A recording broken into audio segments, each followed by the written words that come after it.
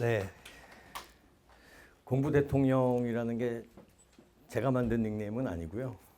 학생들이 만들어줬는데 자기는 안 하고 시키기만 한다고 공부 대통령이라고 지어줬지만 저는 좀 거룩하게 받아들이고 있습니다. 뭔가 좀 거시적이고 이 총체적인 측면에서 학생들을 지휘한다는.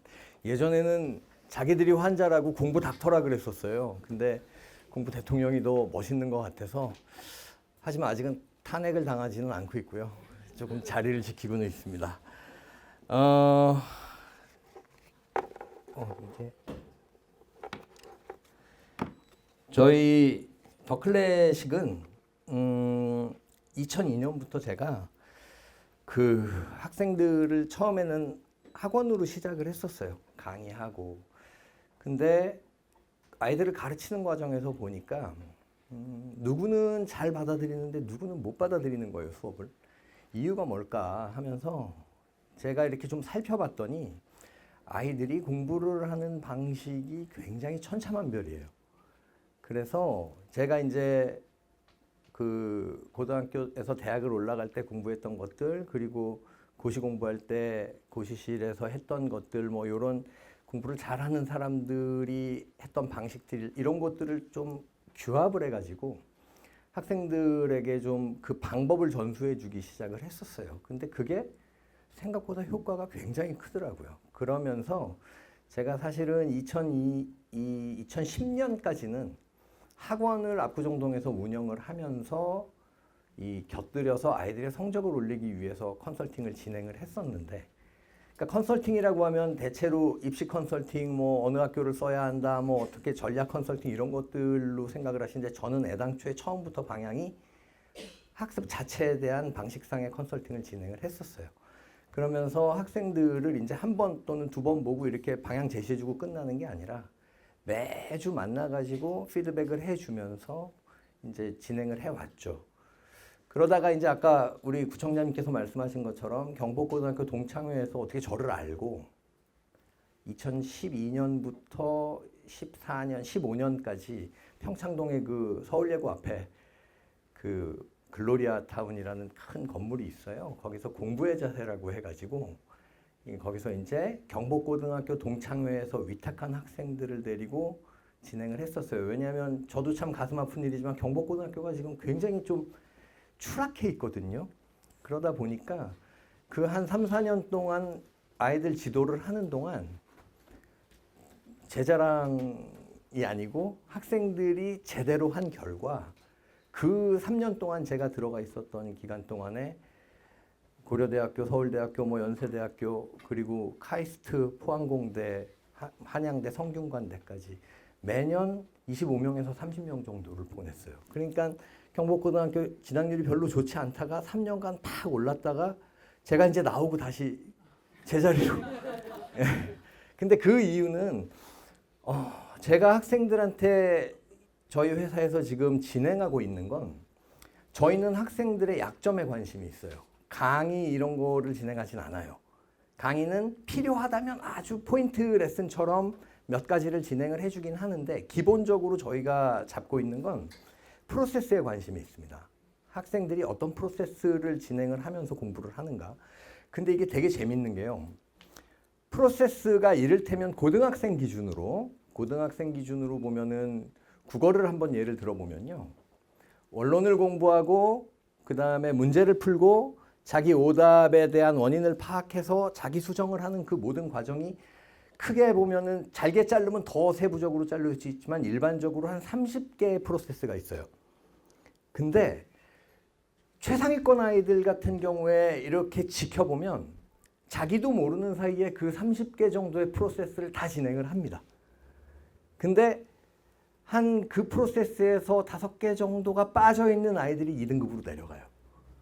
그리고 또 그 프로세스에서 한 5-6개가 빠져있는 애들이 3, 4등급으로 내려갑니다. 그러니까 저는 그거를 지금 한 20년 넘게 봐왔기 때문에, 이 녀석이 뭐를 안 하고 있구나. 그 부분을 이제 보완을 해주는 작업을 하는 거예요. 그거를 한꺼번에 보완은 안 되고 아이들이 빠뜨린 프로세스가 뭔지를 분석을 해가지고 그거를 어떤 방식으로 했을 때 그 프로세스가 보완이 되는지 설명해주고 그것들이 내재화되게끔 계속해서 반복을 시키고 한두 가지 중요한 것들이 완성이 되면 또 다른 빠뜨리는 것들, 또 다른 빠뜨리는 것들 이런 전략으로 이제 아이들을 교정을 하거든요. 그러면 100이면 100 성적이 올라요. 그것도 굉장히 드라마틱하게 오르는 아이들도 많습니다. 근데 저희가 이제 그 프로세스를 진행을 하면서 결과적으로 학부모님들보다 제가 막 뭐 엄청나게 똑똑하거나 잘나거나 이게 아니고요. 20년 넘는 시간 동안 그거를 하다 보니까 학부모님들께서는 많아야 2명, 더 많으면 한 3명, 뭐 다둥이도 더 있겠지만 한 두서 명의 경험에서 마무리가 된단 말이에요. 그러다 보니까 다 끝나고서야 아는 거예요. 아, 뭐가 잘못됐을지도 모르겠다. 근데 이미 모든 건 끝나 있죠. 근데 저는 그 지금까지 제가 다뤘던 아이들이 어림잡아 한 2,000명 정도가 되기 때문에 각 성적별로 이 어떤 그 아주 최상위 계층, 상위 계층, 중위 계층, 하위 계층 이런 계층별로 문제점이 유형화된다는 것을 알고 있는 거죠. 다만 학생이 대여섯 가지를 빠뜨리고 있어서 한 2등급, 3등급 초반이 나온다고 해도 학생마다 빠뜨리고 있는 게 다 달라요. 천차만별이에요. 그렇기 때문에 학원에서는 이런 것들을 수업을 던져줄 수는 있지만 그 학생들이 그거를 받아먹을 때 뭐가 빠뜨려져 있는지는 학원에서는 파악할 수가 없단 말이에요. 근데 그거를 파악하는 방법 또는 정통적인 프로세스가 뭔지를 불행하게도 우리나라에서는 학생들에게 아무도 가르쳐주지 않아요. 사실 제 개인적인 의견으로는 공교육이 해야 되는 건 수업이 아니라 그거라고 생각을 해요. 이제는 AI가 발달을 하기도 했고 뭐 굉장히 많은 인터넷 강의들이 많기 때문에 오히려 수업 자체는 학생들이 자기에게 맞는 유형의 수업을 선택해서 자기가 골라 듣고 대신 학교에서 선생님들은 학생들이 그 수업 들은 것들을 어떤 방식으로 어떤 프로세스를 통해서 자기가 이해하고 있는지에 대한 점검을 하는 쪽으로 교육의 방향이 바뀌어야 되지 않을까라는 생각을 합니다. 향후에. 그렇게 되면 좀 더 선진적이고 발전적인 교육 모델이 될 수 있을 것 같아요.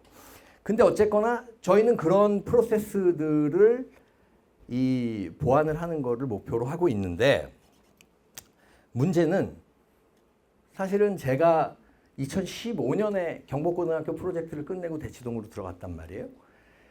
대치동에 들어가고 이렇게 학부모님들을 모아놓고 저희는 이런 일을 하고 이렇게 해서 성적을 올립니다 라고 얘기를 했을 때 그 당시에 대치동에는 저 같은 학습 컨설팅이 단 한 개도 없었어요. 제가 처음이었거든요. 대치동 학부모들이 저를 보고 사기꾼이라 그랬었어요. 수업이 없이 성적이 오른다고 하면서 돈 날로 먹으려고 그러네. 근데 지금 대치동에는요. 저 같은 일을 하는 집단이 400개가 넘습니다. 이미 그렇게 퍼진 거예요. 그것이 나름대로 효과가 있다라는 것들이 어느 정도 대치동 안에서 검증이 되고 있다는 거죠. 저야 뭐 좋죠. 이제 장이 섰으니까 옥석이 가려지기만 하면 되는 거니까 저는 굉장히 환영할 만한 일인데 아무튼 제가 하고 있는 일은 그런 일이에요. 그래서 제가 오늘 저는 이 강연을 두 부류로 나눴거든요. 초등학교 4학년부터 중학교 2학년까지 그거를 저는 편의상 이 학습의 전반전이라고 얘기를 합니다. 그리고 중학교 3학년부터 고3 또는 N수생까지 그거를 이제 후반전이라고 저는 얘기를 하는데 오늘 학생들의 자기주도 학습 혹은 공부에 대해서 전반전에 드릴 말씀은 결론부터 말씀드리자면 이 전반전 동안 잡아야 되는 건 지식이 아니라는 거예요. 즉 수업이 아니라는 얘기입니다. 이 주변에서 저한테 야 그래서 공 대표 대치동에 언제 보내야 돼? 이런 얘기들을 많이 물어봐요.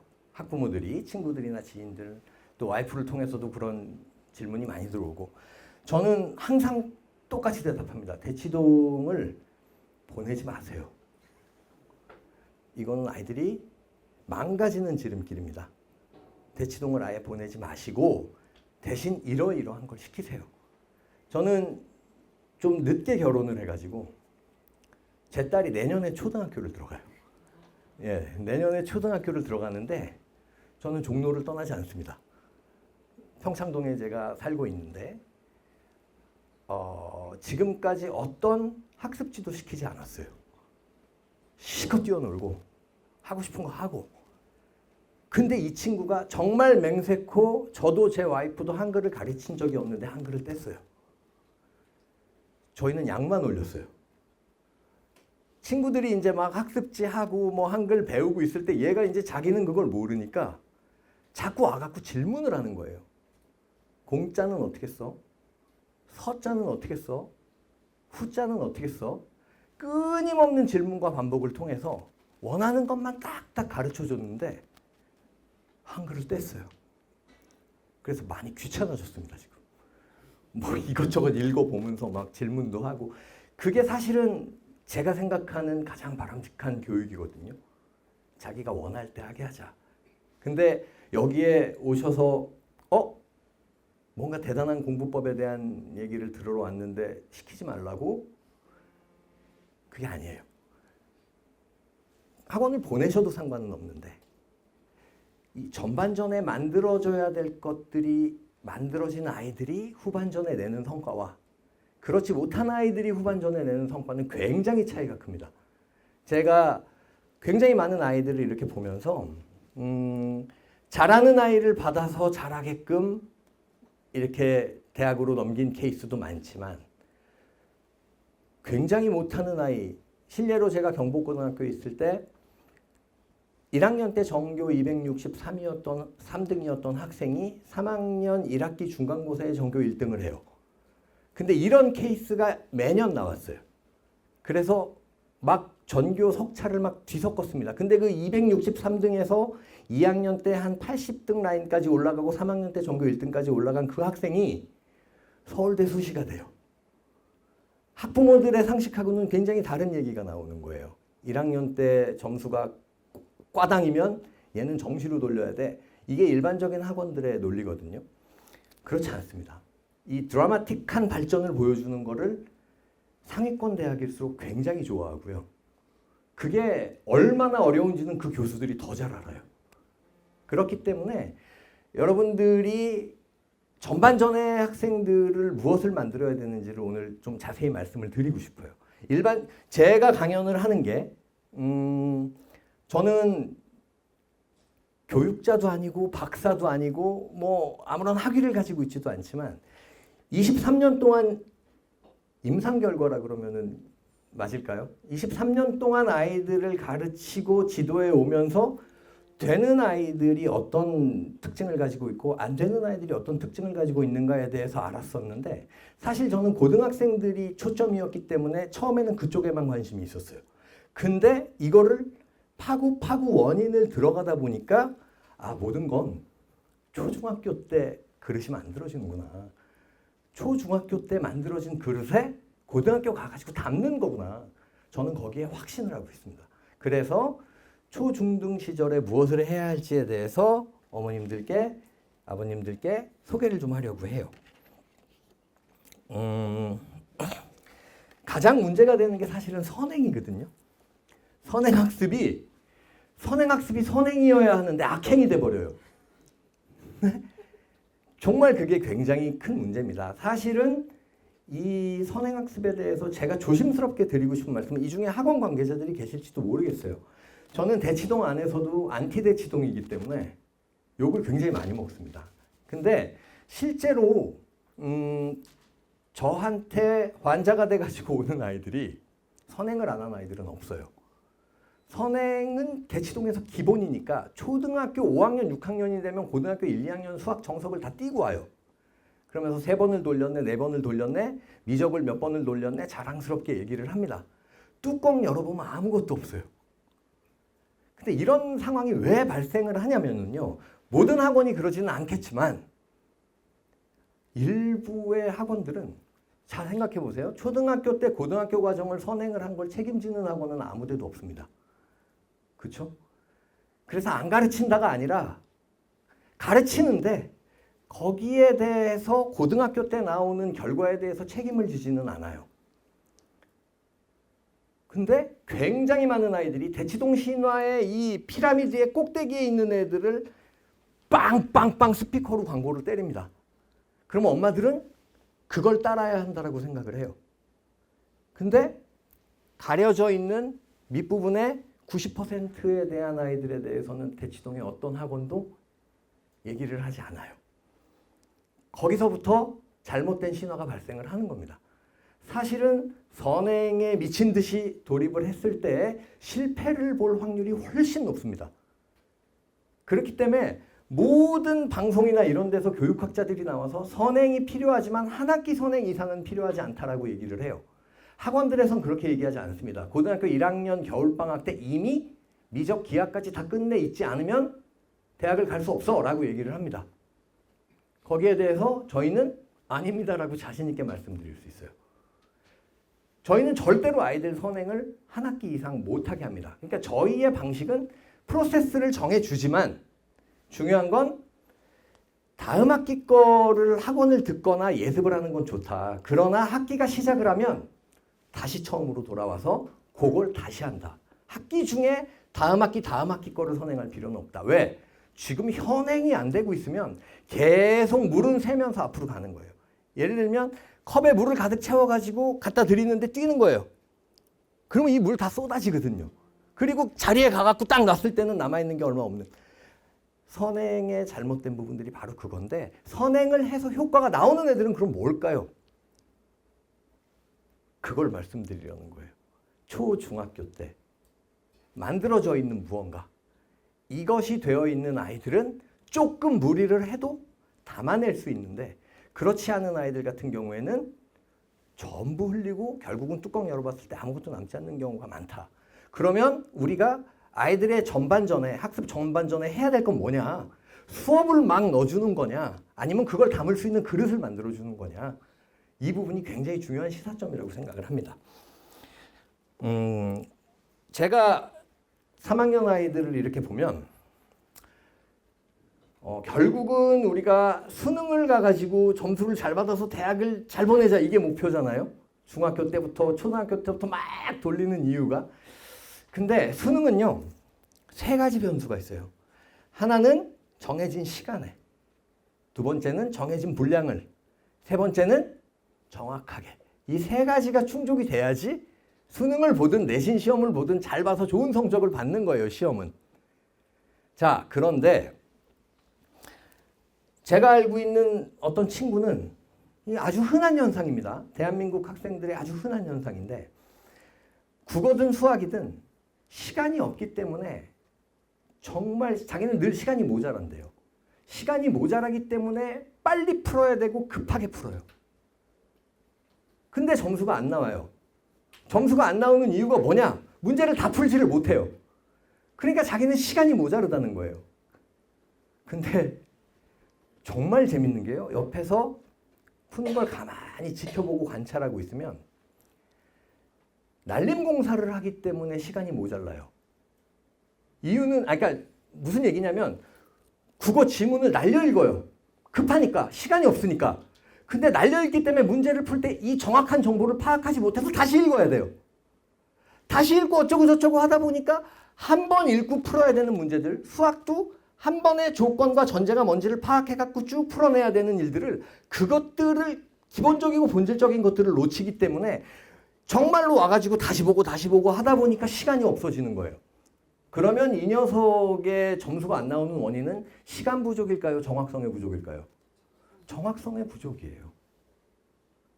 자, 왜 정확성이 없을까요, 얘는? 고등학교 가면요, 중학교 때도 그런 얘기들이 나오지만 고등학교 가면 굉장히 많은 아이들이 수학에서 계산 실수를 해요. 그리고 다른 과목에서도 엄청 많은 실수를 해요. 실수를 하는 애들은 계속 실수를 해요. 아, 틀렸어. 실수였어. 근데 아이들은 자기가 실수를 왜 하는지에 대해서 생각을 안 해요. 실수를 왜 하냐면요, 급해서 그래요. 급해서.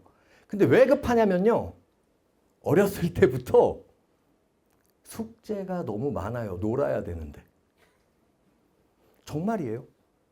학원을 많이 다니는 아이일수록 숙제가 많아요. 왜냐하면 숙제를 안 하면 선생님한테 혼나고 선생님이 학부모한테 연락을 하면 엄마한테도 혼나고, 그러니까 숙제는 해야겠는데 놀기는 해야겠고, 그러니까 막 날림공사가 습관이 돼버리는 거예요. 그러면 이 친구들은 시험을 볼 때에도 그 스타일로 풀어요. 그러다 보니까 실수는 계속 나와요. 자, 시간이 부족하기 때문에 정확성이 떨어지는 게 아니라 정확성이 떨어지기 때문에 시간이 부족한 거예요. 학생들은 그거를 혼자서 발견해내지 못합니다. 이게 굉장히 역설적인데, 강한 놈이 오래 남는 게 아니고요. 오래 남은 놈이 강한 놈인 거예요. 우리는 그런 뒤집어 보는 사고가 필요해요. 옛날에 심영래 아저씨가 얘기했죠. 못해서 안 하는 게 아니라 안 하니까 못하는 거다. 뒤집어 봐야 돼요. 학생들이 정확성이 떨어지는 이유가 뭐냐? 제일 중요한 포인트는 공부를 할 때 정확성인데, 사실은 제가 12월 22일 날은 중학교 3학년부터 고등학교 학생들에 대한 학부모들을 모시고 강연을 하게 돼 있는데, 그때는 공부에 필요한 여러 가지 단계가 있다라는 거를 말씀을 드릴 거예요. 근데 전반전 학생들에게 그 단계는 정확성 딱 하나면 돼요. 공부 자체에 있어서. 아이들이 포커스를 정확성에 맞추게끔만 잡아주시면 돼요. 그러려면 학생들한테 굉장히 충분한 시간을 줘야 된다는 얘기죠. 그래서 그런 어떤 나중에 고3이 됐을 때 뭐 내신에서든 모의고사에서든 수능에서든 그런 이 실수를 계속하는 학생들은 굉장히 노력을 했는데 성과가 안 나는 거거든요. 그런 걸 피하기 위해서는 어렸을 때 굉장히 정확하게 잡아줘야 돼요. 자, 잘못하고 있는 학생들 중에 제일 중요한 애들이 바로, 제가 이거 열강을 하다 보니까 이걸 넘기는 거를 놓쳤네요. 네. 자, 공부를 못할 놈은 없다라는 거는 무슨 얘기냐면요. 제 경험상 공부를 못하는 놈은 없어요. 안 하고 있거나 잘못하고 있거나 둘 중에 하나예요. 안 하고 있거나 잘못하고 있거나. 그래서 그 프로세스를 수정을 보완을 해주면 사실은 대부분 다 성적 향상을 끌어냅니다. 근데 재밌는 게 그 프로세스를 수정 보완을 할 때 속도 차이가 있어요. 어떤 학생들은 금방 받아들여서 훅 올라가기도 하고, 어떤 학생들은 흡수를 하지 못해가지고 오래 걸리기도 하고. 결국 올라간다는 거는 마찬가지지만 그 차이가 있어요. 그 차이에 저는 주목을 했던 거예요. 왜 그럴까? 원인이 되게 먼 곳에 있더라고요. 공부머리 X. 공부머리가 없기 때문이에요 라고 한다면 우리 모두 좌절해요. 공부머리가 없다는 게 아니라 공부머리 때문이 아니다. 공부머리 때문이 아니고, 그러면은 문제의 본질이 뭘까요? 잘못하거나 안 하고 있는데, 잘못하는 아이들 같은 경우에는 아까 말씀드렸던 것처럼 정확성과 디테일이 떨어져요. 정확성과 디테일이 떨어지기 때문에 노력이 성과로 이어지지 않습니다. 그리고 또 하나 중요한 거, 생각하지 않아요.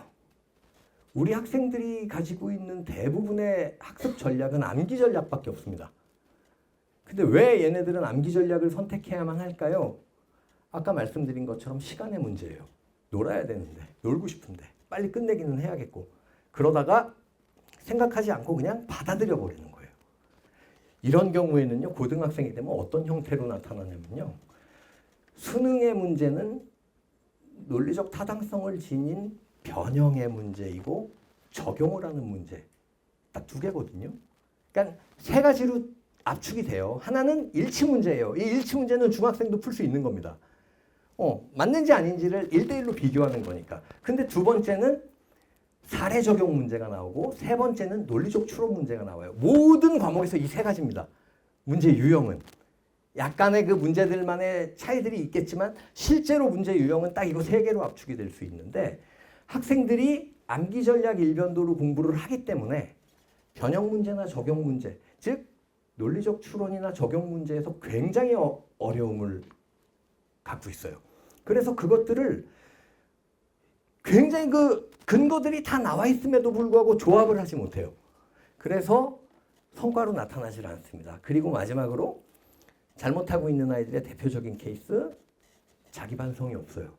비판적 성찰을 하지 않아요. 자기가 뭘 모르고 있는데 뭐가 잘못됐는지에 대해서 생각하는 습관이 안 들어있는 거예요.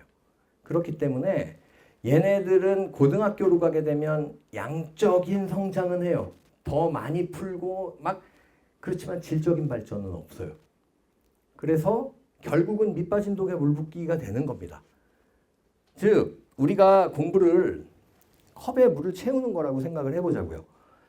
컵에다가 물을 채워야 돼요. 그래서 넘치게 만드는 게 성과로 드러난다라는 걸로 우리가 가정을 할 때 조건은 컵에다가 물을 넣어야 되거든요.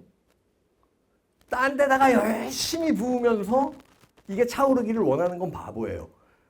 그거를 보면 바보라고 다들 그러실 텐데 내 자식이 공부해서 그러고 있다는 걸 지금 모르시는 거예요.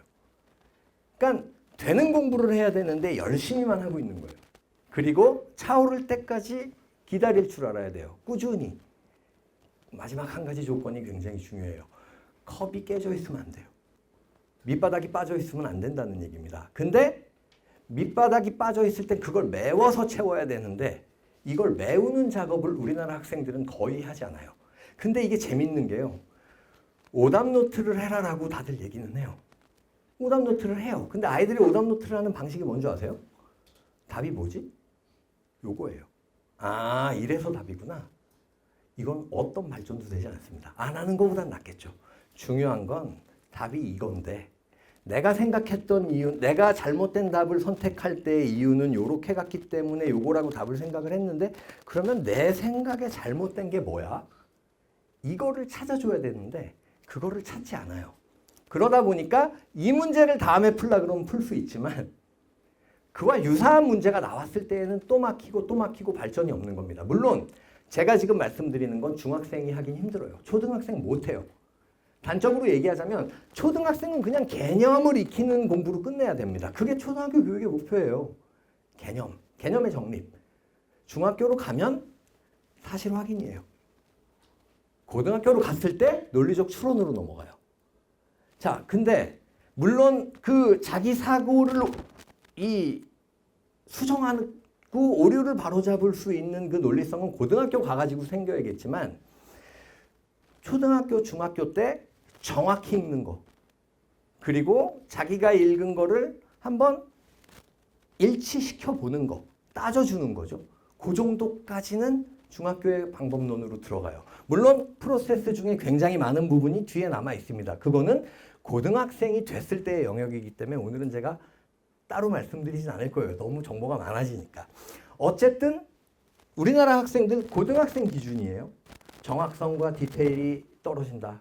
그리고 뭔가를 생각하면서 납득하려고 하지 않는다. 그리고 자기의 오류에 대해서 뭔가 바로잡고 성찰하려고 하지 않는다. 이 중에 이 두 가지는 초등학교, 중학교 때 끝나야 되는 거예요. 그래야 고등학교 가가지고 이거로 연결이 될 수 있다는 거죠. 자, 잘못하고 있는 학생들의 본질은 이거예요. 자, 그러면 안 하는 학생들의 본질은 뭘까요? 자, 일방통행과 규율의 부재라고 제일 위에 써 있어요. 안 하는 학생들의 제일 큰 문제는 학부모의 일방통행인 경우가 많습니다. 여기 다녀. 이거 해. 학생하고 협의가 이루어지지 않는 거예요. 즉 존중이 없는 거예요. 학생에 대한. 그렇기 때문에 아이들이 중학교 2학년으로 제가 자른 이유가 뭐냐면요. 중학교 2학년까지는요. 엄마 말을 들어요. 그래도. 초등학생들 같은 경우에는 엄마가 뭘 시키면은 말 안 듣고 뺀질대긴 하지만 그래도 해요. 근데 이게 중3, 고1로 넘어가면 얘기가 달라집니다. 엄마 손을 떠나게 돼요. 그래서 사실은 중학교 2학년 전에 올바른 습관을 만들어줘야 돼요. 그게 부모님이 하셔야 되는 일이에요. 지식을 넣어주는 게 아니라 습관을 만들어줘야 됩니다. 근데 중2병이 뭐냐? 이거 사실은 분노거든요. 이게 중학교 2학년에 온 건 좀 빨리 온 거예요. 큰일 나는 건 고등학교 1학년 때 오는 거예요. 고등학교 1학년 때 오는 아이들의 대부분은요. 온순했던 아이들이에요. 근데 왜 그러냐? 학생들이랑 이렇게 처음에 상담을 딱 오는데 제일 가슴 아픈 순간이 엄마하고 아들하고 상담을 처음에 와요. 그랬는데 서로 각도가 달라요. 바라보는 데의 각도가 다르고 아이들의 표정이 딱 다 죽어 걸리기만 해 이거예요. 그런 경우에는 심각한 겁니다. 부모님과 자식의 사이가 틀어질 대로 틀어져 가지고 이제 손 쓸 수 없는 단계까지 온 거예요. 자, 왜 그러냐? 걔네들의 히스토리를 보면요. 초등학교 때 똘똘했던 아이들이 대부분이에요. 말 잘 듣고 똘똘해요. 중학교에 가갖고도 엄마가 시키는 거 열심히 해요. 근데 재밌는 건 아까 말씀드린 것처럼 과부하가 점점 걸리기 시작합니다. 학원도 여러 개를 다녀야 돼요. 이 학원을 사실은 중학생 같은 경우에 국어학원, 영어학원, 수학학원 기본으로 다니고 내신 때는 사회와 과학, 한국사까지 다니는 아이들이 있어요. 그런데다가 또 욕심 있는 아이들은 그 와중에 피아노 혹은 또 뭐 바이올린, 태권도 난리가 나요. 그러면 그런 어떤 예체능은 뺀다 하더라도 학원이 그렇게 많아지면 아이들이 학원은 또 학원 이기주의가 있어요. 얘가 다른 과목은 모르겠고 우리 학원에서 배운 것만 점수가 잘 나오면 돼. 그러다 보니까 막 과하게 시킨단 말이에요. 아이들 학원 숙제 한번 보신 적 있으세요? 그거 한번 다 받아서 해보세요. 다음 학원까지 알차게 나올 수 있는지 성과가. 날림공사 될 수밖에 없게끔 구조를 만든단 말이에요. 근데 애는 그걸 또 다 해요. 그걸 다 해갖고 잘 알진 못했지만 어쨌든 했다는 소리는 들을 만큼 해갖고 가요. 성적이 나오겠어요? 안 나와요. 점점 떨어집니다. 근데 중학교 때까지는 봐줘요. 근데 고등학교를 갔어요. 고등학교가 1학년 1학기가 중학교의 공부 방식과 고등학교의 공부 방식이 겹쳐 있는 시기예요. 그러면 중학교 때 암기 전략으로 고1 1학기 때 열심히 한단 말이에요. 근데 고등학교로 넘어가면 양이 많아지고 과목 수가 많아집니다. 그러다 보니까 이게 중학교 때 하던 암기 전략으로는 되지가 않아요. 그러다 보니까 얘는 시험을 못 봐요. 근데 고등학교는 내신 성적이 대학이랑 직결이 되기 때문에 엄마 아빠가 겁이 확 나죠. 그러면서 내리는 조치가 수학학원을 다니는데 이해를 못하니까 그 수학학원을 따라가기 위한 수학 과외를 붙여요. 그렇게 가요. 그러면 아이는 자기의 절대 시간이 점점 더 줄어들어요. 그러면 다음 시험을 보면 점수가 또 안 나와요. 그럴 때 학부모는 아니 내가 이렇게 너한테 투자를 하는데 너는 도대체 공부 안 하고 뭐 하는 거냐 했을 때 아이는 굉장히 상처를 받지만 그때 이제 엄마 아빠에 대한 배신감을 느끼기 시작하는 거예요. 그러다가 어떤 시점이 되면 아 몰라 배째 하면서 한번 확 나오는 거예요. 그러면서 모든 걸 내려놔요. 자, 학생이 배째라고 했을 때 학부모가 할 수 있는 건 아무것도 없습니다. 뭐 얘를 내쫓을 거예요? 뭐 어떻게 할 거예요? 포기할 거예요? 자, 그러면 약간의 대치 상태가 지속되다가 학부모가 굽혀요. 얼르고 달래기로 들어갑니다. 그러면 학생은 학습이 되는 거예요. 아, 내가 세게 치니까 엄마 아빠가 쫄쫄매네. 그게 중2병이에요. 빨리 온 애들이. 뭐냐면요. 우리가 고무줄을 쭉 늘린단 말이에요. 근데 임계치에 다다랐는데 약간의 힘만 더하면 툭 끊어져요. 빨래를 널어놨어요. 이불, 담요, 뭐 막 치렁치렁 널어놔서 이렇게 기울어졌는데 버티고 있는 거기에 손수건 한 장 탁 올리는 순간 팍 끊어져요. 그게 중2병이에요. 결국 뭐냐면 나 좀 봐줘. 날 좀 인정해줘 이겁니다. 나 지금 너무 힘들거든? 근데 아이들 같은 경우에 중2병이 오면 그거를 어떻게 엄마랑 풀어가야 되는지 알 수 없기 때문에 그냥 이걸로 나오는 거예요. 그리고 오래 가는 거예요. 그거 3년 갑니다. 3년. 3년 가서 끝나면 괜찮은데 3년 뒤에 정신 차려서 다시 하려고 할 땐 너무 멀어져 있어요. 그렇기 때문에 하다 포기해요. 자, 그러다 보니까 충분한 시간이 주어지지 않은 상태에서 얘는 한다고 막 이것저것 그러니까 중2병인 아이가 혹시 자녀 중에 있다면 얘가 예전에는 어땠었지? 하려고 막 했었나? 그걸 한번 고민을 해보세요. 그래서 중2병은 그거고요. 게임이나 휴대폰이 또 문제예요. 중학생들 같은 경우에 고등학교까지 이어집니다. 게임, 휴대폰. 이거는요, 아이들이 공부가 재미가 없어서 그래요. 공부가 재미가 없으니까. 하는데 뭔 소리인지 모른다는 얘기예요. 그러니까 재미가 없으니까 게임 쪽으로 가요. 이게 게임 중독인 아이들 저희 많이 고칩니다. 굉장히 많이 고쳐요. 그 어떻게 고치는지 뒤에 이제 설명을 드릴게요. 그리고 어떤 아이들은 물어보면 꿈도 없고 가고 싶은 대학도 없고 뭐 전공하고 싶은 것도 없고 그냥 무념무상 무욕 이런 아이들이 꽤 많아요. 자, 얘네들의 공통점은 지금 회피 전략이라는 거예요. 회피 전략. 그래서 자기 스스로가 이걸 감당할 능력이 없기 때문에 회피를 하게 되는데 회피 전략으로 가게 되면 뭐 둘 중에 하나로밖에 안 나와요. 허세 또는 폭력성으로 가거나 그게 이제 중2병이죠. 자기 혐오나 무기력증으로 가거나 그럼 꿈이나 의욕이 없는 거예요. 그래서 안 하고 있는 학생들 같은 경우에는 사실은 앞에 이 하고 있는데 잘못하고 있는 아이들 얘네들이 성과가 끝까지 안 나올 경우에 안 하는 아이들로 돌변할 수 있는 가능성이 있어요. 그렇기 때문에 안 하고 있는 아이들을 사실은 구겨진 아이들이거든요. 안 하는 아이들은. 얘네를 성적을 올리려면 먼저 펴야 돼요. 먼저 펴고 그 다음에 프로세스든 뭐든 요걸로 들어가야지 얘네들이 조금씩 움직이지. 안 하는 아이들이 잘못하고 있는 아이들보다 훨씬 상태는 심각한 상황입니다. 자, 그래서 필요한 것들이 뭐냐.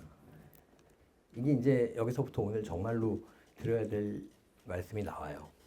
아까 말씀드렸듯이 참 다행인 건 그래도 아이들이 태어나자마자 이성이 확립돼 있어가지고 모든 걸 자기가 판단할 수 있는 어떤 그 자아가 있는 게 아니라는 거죠. 그래서 엄마 말을 듣는 시기가 있다는 게 사실 우리에겐 축복이에요. 사실 모든 교육은요. 가스라이팅이에요. 그렇죠? 생각해보면 교육의 본질은 가스라이팅입니다. 대신 그게 굉장히 나쁜 의도 쪽으로 갔을 때 우리는 가스라이팅이라는 얘기를 하는 거고 그게 이 선량한 쪽으로 갔을 때 우리는 그걸 교육이라는 이름으로 얘기를 하는데 자, 뭐를 가스라이팅을 해야 되느냐 이제 그게 중요한 거죠. 지금 이제 여기에 있는 것들은 필요한 것들 정말 중요하게 가르쳐야 할 것들을 가르치기 위한 전제 조건이에요. 엄마 말을 듣는 나이에 습관화를 해줄 필요가 있고 물론 중2, 중3을 지났어도 고1 때부터 습관화를 할 수는 있어요. 저희도 이제 그걸 하는 거예요. 고등학교 1학년, 2학년이 와가지고 정말로 망가져 있고 구겨져 있는 아이들이 있을 때 요거를 다시 편 상태에서 요걸 펴기까지 그럼 이제 시간이 좀 더 오래 걸린다는 얘기예요. 되도록이면 중학교 때 이것들이 만들어져 있으면 뒤에 이제 편안하게 공부를 할 수 있기 때문에 엄마 말 듣는 나이에 습관화가 필요하다라는 말씀을 드리는 거고요. 제일 중요한 거는 합의와 협의가 이루어져야 된다는 거예요. 이거 없이 일방통행이면요. 굉장히 문제가 심각해집니다. 그리고 더 중요한 건 아까 말씀드렸어요. 학부모들이 항상 하시는 말씀이 뭐냐면 아니 그래서 얘한테 충분한 시간 주고 충분히 휴식을 취하게 하면 애가 망가진다는 거예요. 아니 공부를 안 하니까요. 그래서 사실 이 아이를 제대로 이렇게 육성하기 위해서는 일방통행도 문제지만 아까 규율의 부재도 문제라고 제가 그랬거든요. 그게 같이 가야 됩니다. 항상 균형을 잡아야 돼요. 그래서 중학교 1, 2학년 학생들에게는 그때까지의 학생들에게는 적절한 이 자유가 필요하고 충분히 자기가 하고 싶은 거를 할 수 있는 시간도 필요하지만 규율의 틀도 반드시 필요해요. 그거를 이제 곧 설명을 드릴 거예요. 단 그 규율과 틀을 만들 때에는 학생이랑 같이 하셔야 돼요. 우리가 지금 제 딸내미라든가 적어도 초등학교 1학년, 2학년까지는 들어주는 건 필요하지만 적절한 합의는 그러니까 들어주는 건 필요하고 의견에 반영해 주는 건 중요하지만 실제로는 부모가 다 세팅을 해야 돼요. 왜냐하면 걔네들은 옳고 그름에 대한 어떤 그게 아직 정립되어 있지 않기 때문에 그걸 이제 가정교육이라고 얘기를 하잖아요. 그렇지만 아이가 4학년을 넘어가고 5학년을 넘어가서 잘하는 게 이제 점점 확고해지는 시기가 됐을 때에는 걔네랑 같이 협의를 하셔야 돼요. 그래서 룰을 같이 만드셔야 돼요. 룰을 같이 만드시되 이제 어떻게 그 룰을 지키게끔 효과적으로 끄집어낼 거냐. 인센티브가 반드시 필요하다는 거죠. 그리고 항상 모든 일에는 ABC 순서가 있어요. 대개의 경우 초등학교, 중학교 때 학원을 먼저 보내는 건 원인과 결과가 지금 바뀐 거예요. 그릇이 만들어지고 그것들을 수용할 수 있는 역량을 갖춘 다음에 학원으로 보내야 되는데 학원을 보내더라도 뭐 굳이 학원을 보내야 될 필요는 없지만 보내더라도 그것이 갖추어진 상태에서 보내야 되는데 그게 갖추어지지 않은 상태에서 학원을 여러 개를 넣다 보면 아이는 자기가 배운 걸 어떻게 핸들링해야 될지를 모르게 돼요. 그래서 사실은 단언하건대 아니 어렸을 때부터 학원에 가서 잘 따라가고 열심히 공부해갖고 성적이 잘 나오는 아이들이 있잖아요. 물론 있죠.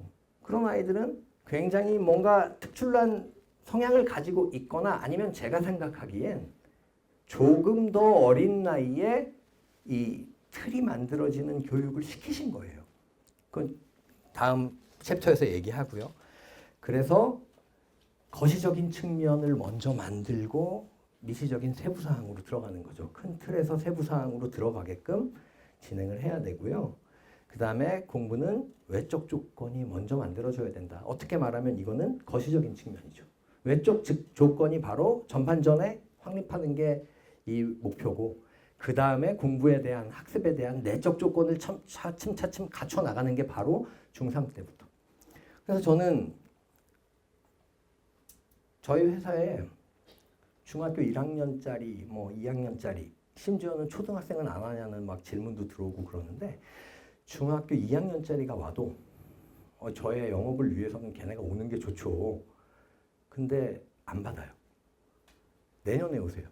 대신 내년에 오실 때까지 이런 거를 좀 해가지고 오세요. 그럼 저희가 수월할 것 같고 훨씬 더 확률이 높아집니다라고 말씀드려서 중2까지는 최대한 이 좀 자유를 보장하는 쪽으로 설득을 해요.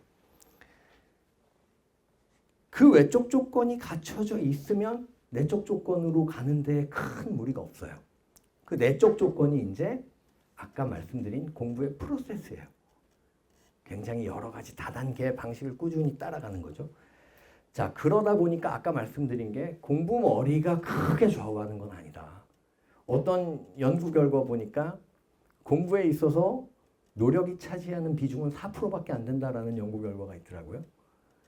나머지는 머리다. 결국은 될 놈이 되는 거다라는 얘기를 하고 싶은 것 같은데 저는 반대예요.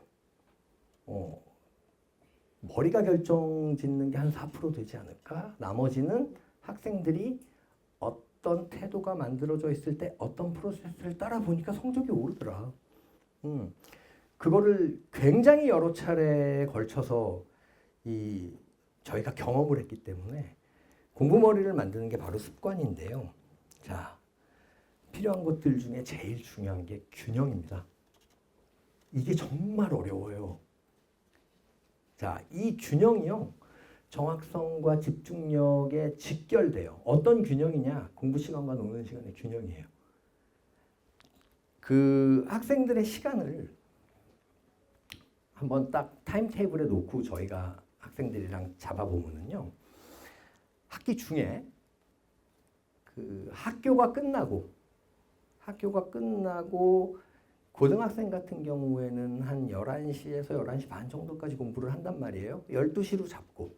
그러면 하교 후에 월, 화, 수, 목, 금 그리고 토요일, 일요일 학교 안 가는 날을 한번 인간적으로 필요한 시간 있잖아요.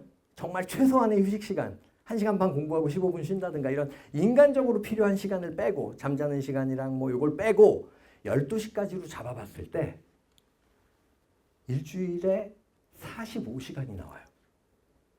45시간. 고3 같은 경우에는 저희가 학기 중에 60시간 자습을 시킵니다. 불가능하잖아요. 나머지는 학교에서 자습 시간으로 뽑아야 돼요. 고3들은 학교에서 자습 시간을 많이 주거든요. 근데 어쨌거나 서울대를 가는 아이들의 최소 충족 시간이 45시간이에요. 이건 자기 공부 시간을 말씀드리는 거예요. 자기 공부 시간 45시간. 서울대 가는 애들이 학원 되게 많이 다닐 것 같죠? 그렇지 않아요. 그렇지 않습니다. 절대로. 자기 공부 시간 45시간 확보가 돼야 돼요. 그리고 이제 고2 같은 경우에는 최고로 공부 열심히 하는 애들을 볼 때 40시간 정도로 잡고요. 그 다음에 고1 같은 경우에는 한 35시간 정도로 잡아요. 자기 자습 시간을. 이게 최상위권 아이들입니다. 근데 대개의 경우 공부 안 하던 아이들이 처음에 왔을 때 고등학교 1학년짜리 뭐 이런 애들이 일주일에 15시간 자습하는 걸 굉장히 힘들어해요. 일주일에 15시간 혼자 앉아서 자기 자습하는 거를 뭘 해야 될지도 모르고 어떻게 해야 될지도 몰라요. 근데 그런 아이들을 훈련을 시키잖아요. 프로세스 따져가면서 시키면서 자기가 점점 흡수할 수 있는 양이 늘어나게 되면 뭔가 조금씩 보이잖아요. 그러면 정말 신기한 게 아이들이 100이면 100 욕심을 냅니다. 자기가 학생들이 100% 자기가 조금씩 뭔가 비전을 보면 공부 시간 느리고 공부 양 느리고 나중에는 불붙게 돼요. 그러면 아이들이 아까 말씀드렸잖아요. 안 하는 애들은 왜 안 하는 거냐. 이게 어떻게 하는지도 모르고 아무것도 모르는 거예요. 무슨 프로세스를 따라야 할지도 모르고. 근데 비극적인 건 그거를 그 아이들한테 학교 선생님도 학부모도 형 누나도 아무도 가르쳐 준 적이 없다는 거예요. 그러니까 잘하는 애들은 그럼 뭐야? 얻어 걸린 거예요.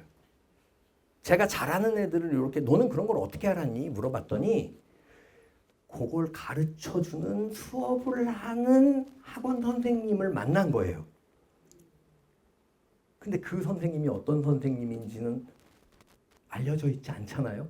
그리고 더 중요한 건 그 선생님을 봤을 때 걔가 그런 수업을 이런 방식으로 하는 거구나 라고 받아들였다는 게 중요해요. 그 과정을. 논리의 과정을. 근데 그럼 그 선생님한테 배운 모든 아이들은 그럼 걔처럼 됐냐? 아니라는 거잖아요. 아이들은 그냥 비판의식 없이 받아들이고 암기해버리기 때문에 이 프로세스를 모르는 거예요. 그렇기 때문에 그런 어떤 안 하는 아이들은 그런 거를 배운 적이 없기 때문에 그렇게 보지 못해서 내가 지금 배우고 있는 것들에 대한 어떤 이해나 재미를 느끼지 못하고 그래서 성적이 안 나왔을 때 엄마 아빠의 강력한 어떤 프레셔 그리고 내가 원하지 않는 건데 막 계속 학원을 가야 하는 그리고 그 안에서 막 정신없이 뭔가를 막 숙제를 해야 되는 자기가 원하는 것들은 하지 못한 막 이런 것들이 중첩되고 막 이렇게 된 결과 아이들은 그냥 안해 선언을 해버리는 거예요. 자, 그래서 공부 시간과 노는 시간의 밸런스는 굉장히 중요한데 그 45시간 중에 아까 말씀드린 거는 고등학생들의 과정이고요. 초등학생의 경우에는요. 솔직히 일주일에 10시간에서 12시간이면 많아요. 충분해요.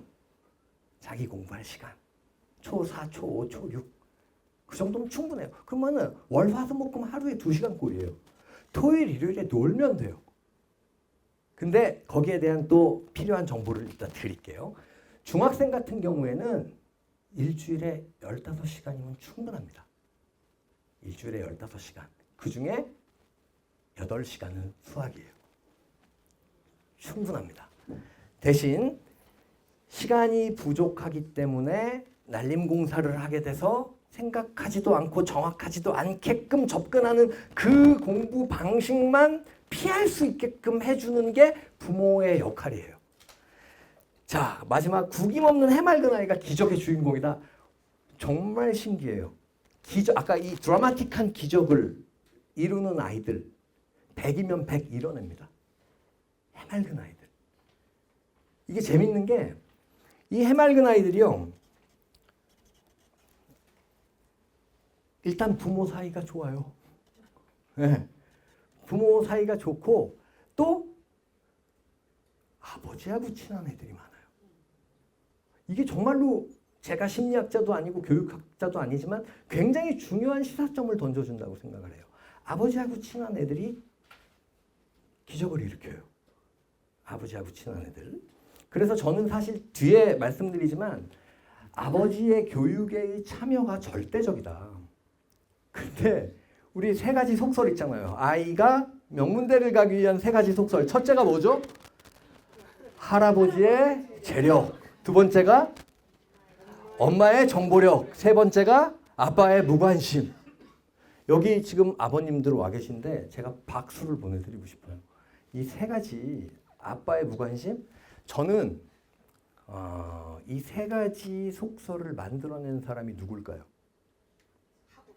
이거 학원일 것 같아요. 학원도 대치동 학원. 왜냐하면요. 대치동 학원들을 보면 아버지들이 고학력자가 굉장히 많아요.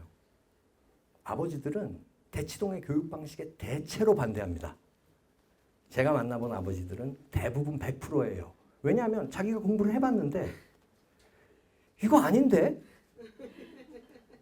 그 말을 못 꺼내게끔 선수를 친 거예요. 그리고 더 중요한 건 아버지들이 상담을 오잖아요. 저는 어머님들이 오실 때보다 훨씬 긴장을 해요. 아버지들이 날카로워요. 왜? 회사에서 날카롭게 당해요, 자기가. 그러니까 날카로운 질문들을 하는 거예요. 굉장히 논리적으로 타당하게. 거기에 제가 답변을 해야 되기 때문에 훨씬 더 긴장. 그렇다고 어머님들이 뭘 모르신다는 게 아니라 어머님들은 정보 수용적이에요. 대체로 어머님들은 왜? 자식을 그만큼 더 걱정하기 때문에 정보 수용적인데 아버지는 자식은 자식이고 내가 좀 이해를 해야겠어. 이게 좀 커요. 그러다 보니까 아버님들이 훨씬 더 따지고 들어요. 자, 학원 입장에서 그거 좋겠어요? 안 좋겠어요? 안 좋아요. 그래서 아버지의 무관심. 근데 제가 경험한 바로는 절대로 그렇지 않습니다. 아버지가 아이의 공부에 사사건건 간섭하는 건 저도 반대예요. 근데 아버지는 어떤 역할을 해야 되냐면요. 너 요즘 어때? 많이 힘들어? 괜찮아. 나도 그랬어. 그러면서 아이가 뭘 하고 있는데 뭐 해서 힘들어 하는지 이런 거에 대해서 끊임없이 아이하고 커뮤니케이션을 하셔야 돼요. 그게 아이하고 관계를 잘 이끌어가는 게 아이들한테는 굉장히 큰 힘이 됩니다. 아버지가 자기한테 관심을 가지고 있다는 것 자체가 물론 우리가 모성애란 말이 있듯이 엄마의 관심과 사랑은 기본값이에요, 애들한테. 이건 의심하지 않아요. 근데 아버지의 응원은요. 이거는 플러스 알파 값이 됩니다. 그래서 또 중요한 거는 아무래도 어머니하고는 감정적인 대화를 많이 하게 돼요. 그래서 사실은 학생들이 엄마하고 무지하게 싸우죠. 근데 결국 제 친구들이 다 그러더라고요. 나이 먹어보니까 자식은 엄마 거야.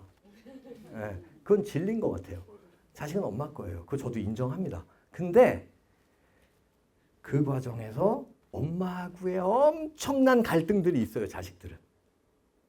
근데 아버지하고는 또 다른 면을 접할 수가 있어요. 진짜로 뭔가 감정적 대화가 아니라 이성적이고 논리적 대화가 가능한데 아버지의 논리적 대화는 아이의 논리력이 됩니다. 그게 굉장히 중요해요. 그래서 그런 부분들이 결합해서 자기가 하고 싶은 거를 충분히 했던 아이들. 경복고 때 굉장히 재밌는 사례가 있었어요. 그 친구 자기 이름 밝혀도 된다 그래가지고 제가 말씀드릴게요. 조영우라는 학생이에요. 조영우라는 학생인데 얘가 고2 5월에 중간고사가 끝나고 저를 찾아왔어요. 저 평창동에 있을 때. 근데 성적표가 오빠 사랑해, 오빠 사랑해, 오빠 사랑해. 5등급, 4등급, 5등급, 4등급. 네. 너 어떤 오빠를 그렇게 사랑하니? 이랬는데 얘는요 얼마나 웃기냐면요. 학생부가 깨끗해요. 그게 무슨 의미냐? 수상 실적도 없고 동아리도 없고 무슨 학생회 활동도 없고 봉사 활동도 없고 독서록도 없고 아무것도 없어요. 그냥 학생부가 깨끗해요. 근데 저도 대학을 갈 수 있을까요? 해보자. 그 친구가 일주일에 92시간까지 올라간 친구예요. 또 그 정도까지 시키는 걸 다 해요. 정말 시키는 걸 다 하는데 얘는 왜 성적이 그렇게 낮았냐?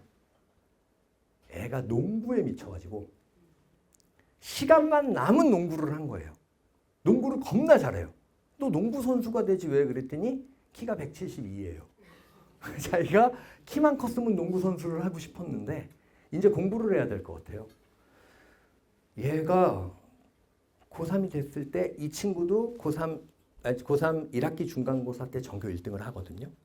아까 그 서울대 그 친구 말고 이 친구도 5454에서 전교 1등을 하는데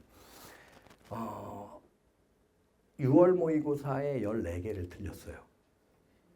9월 모의고사에 9개를 틀렸어요. 근데 그때는 14개, 9개가 잘한 게 아니에요. 물수능이었어요. 비전이 안 보이는 거죠. 근데 학교에서는 이제 9월에 원서를 쓰는데 수시 원서를 쓰는데 얘한테 어머니한테 세종대학교를 쓰세요. 혹은 동국대학교 무슨 과를 쓰세요. 라고 그랬어요. 그래서 얘가 이제 세종대 동국대를 자기가 쓰고 싶지가 않다. 선생님한테 하소연을 한 거예요. 내가 지금 열심히 하고 있고 성적이 오르고 있는데 저 그냥 여기 말고 다른 데를 쓰면 안 되냐. 그러니까 선생님이 거절을 한 거예요. 이런 지하에. 전교 1등을 했는데도. 그 이제 얘가 울고불고 자기가 그렇게 열심히 했는데 1년 넘는 시간 동안. 근데 제가 볼 때는 저는 얘가 뭘 했는지 다 아니까 매일 와갖고 공부를 했고 저랑 컨설팅을 했고 얘가 어떤 삶을 살았고 뭐를 해왔는지 그 프로세스를 저는 다 아니까 걔한테 제안을 했어요. 야, 너 수시 쓰지 마. 정시로 가자. 내가 책임질게. 했는데 얘네 엄마가 그냥 세종대를 쓰겠다. 제가 어머니한테 6번을 전화를 해가지고 설득을 했어요. 정시로 세종대 동국대 최악의 경우에 그거는 충분히 내가 보낼 테니까 수시 쓰지 마세요. 했더니 얘네 어머니가 재수를 시킬 여력이 되지 않는다. 그래서 세종대나 동국대라도 이 녀석이 붙으면 보내야 된다. 그래서 제가 떨어지면 제가 재수를 시킬게요. 얘 절대로 그거 이상 가요. 쓰지 마세요. 했는데 안 쓰셨어요. 근데 얘가 갑자기 오더니 자기가 정말 써보고 싶은 데가 연세대학교 사학과를 한번 써보고 싶었는데 그걸 쓰면 안 되나요? 학생부 백지 주제. 써라. 썼어요. 수능을 봤는데 그 해가 물수능에서 불수능으로 확 바뀐 애예요. 국어 하나, 영어 하나, 수학 하나 틀려갖고 왔어요. 서울대 점수가 나와버린 거예요.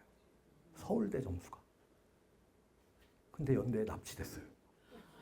학생부가 백지인데 뭘 봤냐? 내신 이걸 본 거예요. 연대 사학과를 갔어요. 연대 사학과를 가서 한 학기 진탕 놀고 학고를 한번 봤더니 다시 공부할 거예요 라고 해서 공부를 시작을 했어요. 그러더니 연대 졸업을 하고 회계사 시험이 되고 삼정 KPMG 회계법인에 오래 들어갔어요. 엄청난 성공을 한 거죠. 근데 얘와 똑같은 애가 1년 후배 중에 또 하나 있었어요.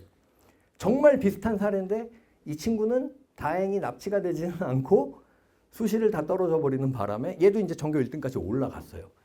이학수라는 친구인데 이 친구는 연세대학교 경영학과에 갔어요. 정시로.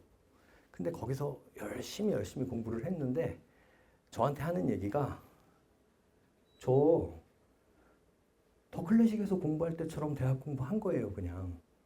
그랬는데 서울대 로스쿨이 된 거예요. 학점 관리 잘 해갖고.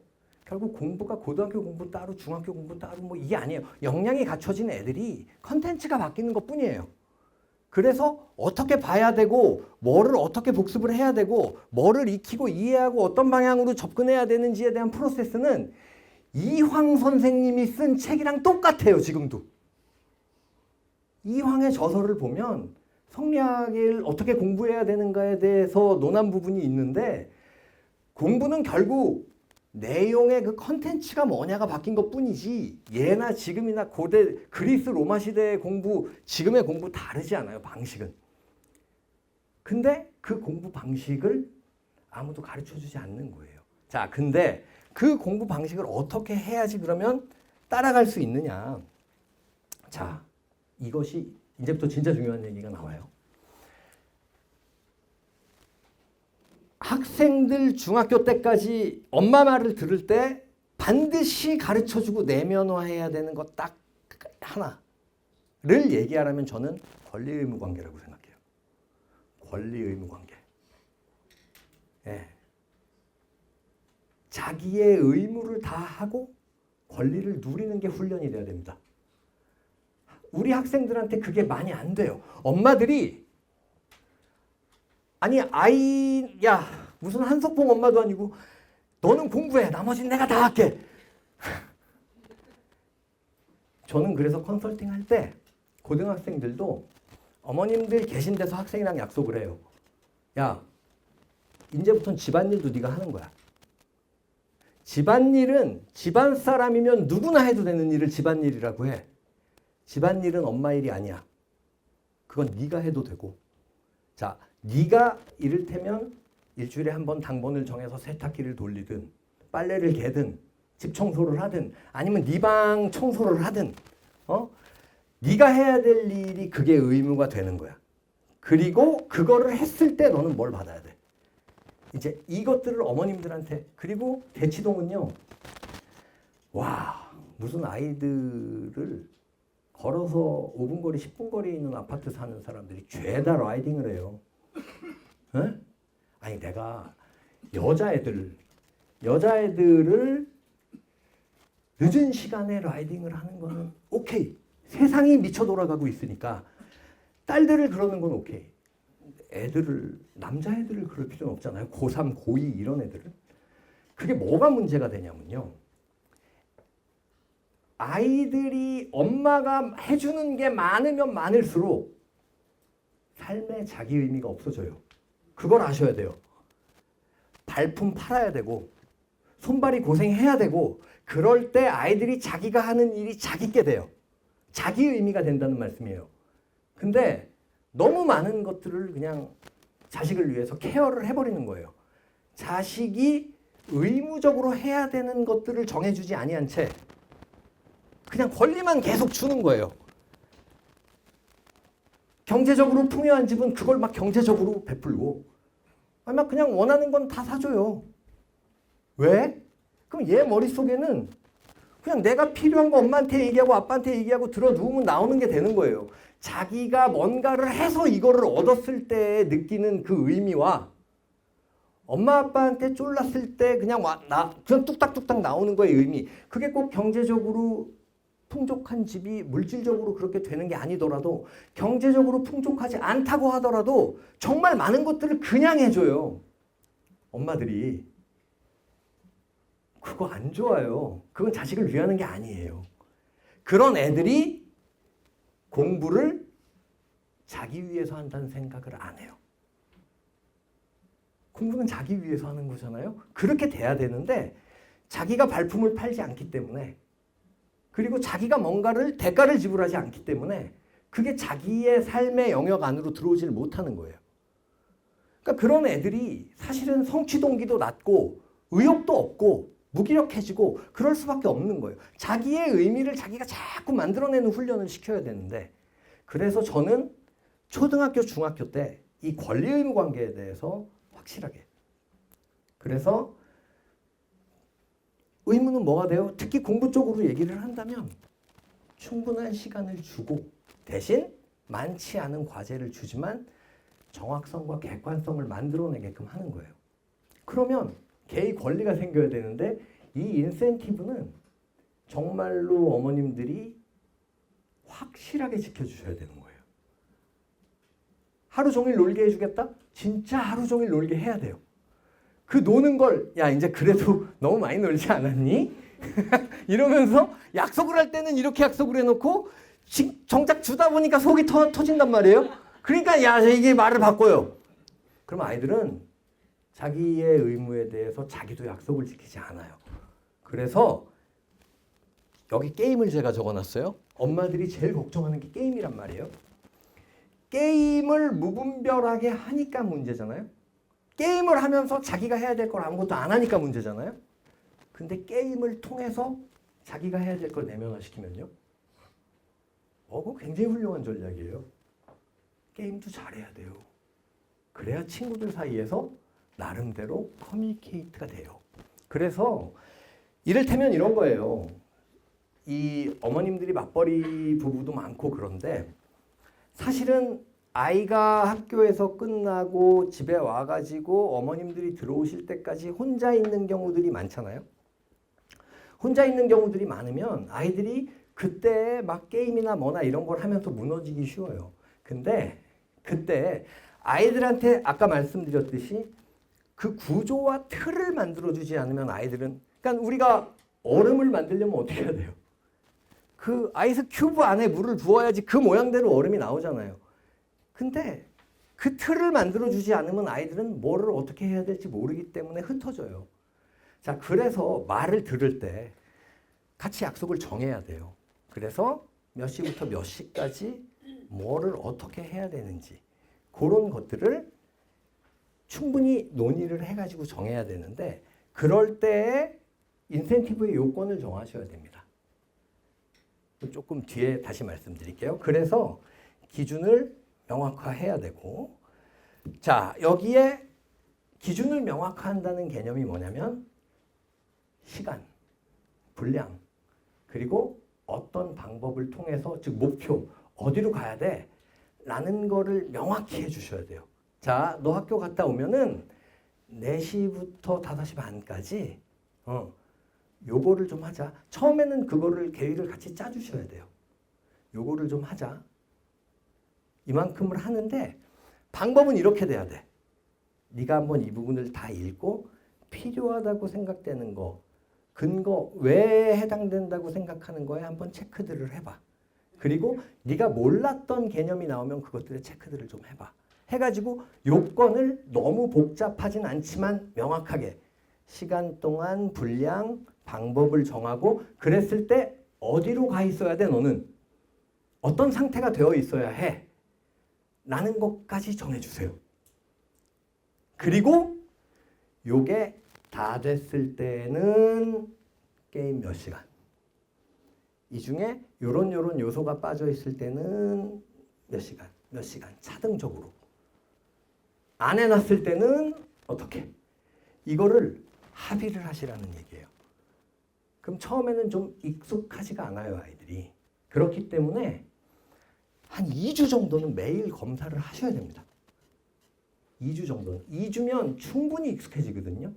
그래서 이 틀이 굉장히 필요한 건데 의무와 권리관계로 연결을 시켜주는 틀이 돼야 되고요. 그게 익숙해지면 그 다음에는 뭘로 가는 거예요? 점점 확장해 나가는 거예요. 분량을 조금씩. 그래서 결국은 뭘 만들자는 거냐면 오늘의 포인트는 이거예요. 학습 전반전에 학생들에게 학부모가 줘야 될 틀이 뭐냐? 이 딱 4개예요. 책임감, 그 다음에 성실성, 그 다음에 정확성, 그 다음에 권리 의무 관계. 자, 책임감이라는 건 뭐냐면요. 아이들한테 명백하게 얘기해 주세요. 해야 할 것과 하고 싶은 것이 있을 때 뭘 먼저 해야 된다. 해야 할 걸 먼저 하는 게 책임감이다. 해야 할 것과 하고 싶은 게 있을 때 하고 싶은 걸 먼저 하면 2개를 다 못 끝내요. 아시잖아요, 다. 2개 다 못 끝내요. 사람이 화장실 들어갈 때랑 나올 때 이게 생각이 달라지는 거거든요. 그러다 보니까 둘 다 못 끝내요. 근데 하고 싶은 것보다 해야 할 걸 먼저 하게 되면 무조건 2개 다 끝냅니다. 사람은 그렇잖아요. 그 틀을 잡아주셔야 돼요. 그게 책임감이라는 걸 명확히 하시고 이 책임감이 인센티브랑 연결이 돼야 돼요. 그래서 그 인센티브는 뭐가 돼야 되느냐? 아이가 원하는 게 돼야 돼요. 그래서 네가 원하는 게 뭐니? 게임이요. 게임 몇 시간 하고 싶은데 5시간이요. 오케이. 다 되면 5시간 해. 불안하죠? 뒤에 줄어들어요. 제가 아까 말씀드렸듯이 학생이 비전을 느끼기 시작을 하면 게임보다 공부가 더 좋아요. 왜냐하면 게임으로 인정받는 것보다 공부로 인정받는 게 훨씬 크다는 것을 아이들이 알게 되니까. 그래서 책임감의 요건이 뭔지에 대해서 명확하게 해주시고요. 성실성은요. 이게 아니라 정성을 다하는 거예요. 성실성의 요건은 이를테면 네가 알게 된 거를 노트 필기를 할 때 글씨를 최대한 정성껏 예쁘게 쓴다든가 그런 요소들을 만드셔야 돼요. 그리고 네가 3번 이상 읽으면서 체크를 하는데 그때마다 정확하게 그 형광펜 색깔을 다른 걸로 하면서 읽는다든가 아니면 네가 모르는 부분들을 전부 뽑아내 놓는다든가 모르는 부분을 뽑아서 찾아서 이해해. 거기까지 못 갑니다. 중학생들은. 뽑아 놓는 것만으로도 다행이에요. 그럼 그걸 몰랐어. 그냥 넘어갔어요. 그래도 돼요. 중학교 때까지는. 근데 같이 알아낼 수 있는 방법이 있다면 지시를 통해서 알아낼 수 있는 방법이 있다면 그렇게 하는 게 훨씬 훌륭하지만 읽으면서 이게 주제문인데 혹은 이게 내가 모르는 개념인데 이거를 선별하는 것까지만 습관을 들여줘도 자기가 뭘 모르는지에 대해서 고민을 하는 거기 때문에 그게 바로 성실한 태도예요. 그래서 책임감, 정해진 시간에 정해진 분량을 정해진 방식대로 정해진 목표를 향해서 갔느냐 안 갔느냐 이게 책임감이고요. 근데 그걸 하는 과정에서 펼쳐봤을 때 자기가 뭔가를 알아내기 위해서 자기의 방법들을 여러 가지를 써봤느냐 이게 성실성이고요. 정확성은 세상에서 가장 중요하죠. 정확하게 읽었느냐예요, 사실은. 그리고 산수의 경우에는 그래서 계산 옆에 써가면서 실제로 더해가면서 했느냐. 제가 아까 말씀드렸잖아요. 수능에서 중요한 건 시간과 정확성의 싸움인데 정확성을 먼저 잡은 놈은 시간이 단축이 돼요, 저절로. 뒤로 갈수록. 근데요, 시간을 먼저 잡는 놈은 절대로 나중에 정확성 못 따라갑니다. 못 잡아냅니다. 계속해서 실수해요. 계속해서. 그렇기 때문에 꼼꼼하게 보고 있는지. 자, 그래서 제가 뒤에 좀 넣어놨는데 초등학생들, 중학생들 같은 경우에는 독서에 대한 관심이 많잖아요. 그래서 중학생들 같은 경우에 국어, 영어, 수학, 과학, 사회, 역사에 독서, 논술 뭐 이런 거 다 넣어요. 자, 독서는 하루에 30분이면 됩니다. 그거를 매일 습관을 잡아주는 게 중요해요. 언제부터? 초4부터. 그러니까 그 전에는 독서를 많이 시키면 좋고 동화책 많이 읽어주고 같이 읽으면 좋은데 그게 루틴이 될 필요는 없고요. 초등학교 4학년 때 이후부터는 하루 30분. 근데 저랑 굉장히 친한 아주 우리나라의 굵직한 변호사 형님이 있어요. 아주 잘 나가는 정말 유명한 변호사예요. 근데 그 형님이 아들내미 교육을 딴 건 몰라도 독서 교육을 확실하게 시켰어요. 그래갖고 아버지 퇴근 후에 10시부터 11시까지는 두 아이를 데리고 같이 책을 읽은 거예요. 자기는 자기 책, 아이들은 아이들의 책. 그거를 몇 년 동안 꾸준히 했어요. 근데 그 아이들이 둘 다 저한테 왔어요. 그러면서 이제 공부를 해가지고 하나는 영국 유학을 갔고 하나는 지금 재수를 하고 있어요. 작년에 외대를 붙었는데 자기 생각보다 안 나왔다 그래갖고 재수를 이번에 했는데 근데 이 두 녀석이 그렇게 독서를 많이 했는데 국어 지문을 못 읽어내는 거예요. 여러분들 이게 국어가 되려면 독서 많이 하고 막 이런 얘기 하잖아요. 독서를 맹목적으로 하는 건 독이 돼요. 날려 읽거든요. 그럼 학생들이 독서를 했을 때 반드시 습관으로 잡아줘야 되는 건 팩트를 제대로 말할 수 있는지를 점검해야 돼요. 뭔 얘기야? 그거 얘기가 어떻게 되는데? 걔는 왜 그렇게 행동했어? 팩트. 거기에 네 생각을 물어보는 건 애들한테 부담을 줘요. 그건 이제 중학교, 고등학교 가가지고 초등학생들한테는 팩트 체크. 그러니까 독서를 그냥 시키고 읽었니? 읽었어. 끝. 몇 권 읽었어 이번 달에? 이게 바로 양측이에요. 질적 발전으로 가지 않아요. 근데 아이들은 나이가 어리면 어릴수록 엄마 아빠가 무엇을 물어보는지에 굉장히 집중해요.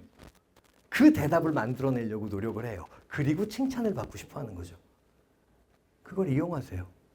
그래서 학생들에게 독서 습관을 잡아주는 건 굉장히 좋지만 그냥 책을 읽게만 많이 읽게만 하고 쟤는 책을 좋아해. 어머 쟤는 어떻게 저렇게 책을 많이 읽어? 망가지고 있을 수도 있습니다. 그냥 책을 읽는 거에 칭찬을 해줬기 때문에 읽는 걸 수 있어요. 그게 초등학교 4학년, 5학년 이후가 되면 얘가 책을 정확히 읽고 있는지를 점검을 반드시 해주셔서 아이가 그쪽에 관심을 갖게끔 유도를 해주셔야 돼요. 그래서 어쨌든 그런 것들, 독서도 만약에 30분을 잡아놨다면 그런 방식으로 30분을 읽었는지 그리고 거기에 대해서 정확하게 읽었는지 그리고 그 책들에 대해서 정말로 자기가 이해해보기 위해서 노력을 했는지를 대화를 통해서 점검을 자꾸 하는 거예요. 그거를 매일 할 필요는 없죠, 물론. 그렇지만 주말 시간을 이용해서라든가 아니면 아이랑 왔다 갔다 하는 시간을 이용해가지고 그런 것들, 너 어저께 읽은 책은 뭐야? 하면서 관심을 자꾸 보여주셔야 돼요. 그랬을 때 내가 책을 읽었냐 안 읽었냐에 엄마가 관심이 있구나 라고 한다면 얘는 양치기로 갈 거고요. 그거를 어떻게 읽었는지 질문을 하네? 그러면 질문에 대답하기 위해서 정확하게 읽어야 돼요. 아이를 그렇게 유도를 해주시면 됩니다. 그래서 이 태도를 내면화하는 것이 가장 중요하고요.